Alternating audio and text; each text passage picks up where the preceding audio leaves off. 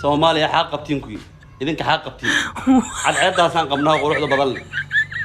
raashin iyo lacag iyo iska dhaaf cadceedaanan qabnaa anuga taasaa faan noogu filan ilaahay nafsi nimco ilaahay nasiiyo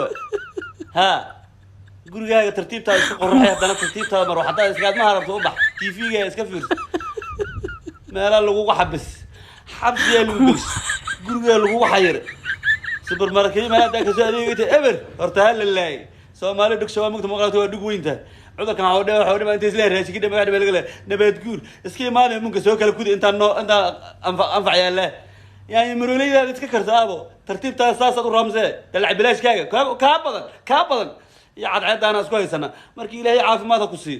waa karantiilantaan karantiilkooga kuma jirno maanta ka soo baxda karantiilka ayno balama maaga kugu haayaan heerka maaga kugu hayo duceysiin nab hal kugu sii karantiilka ku jiro shirka ku raacay shaqfir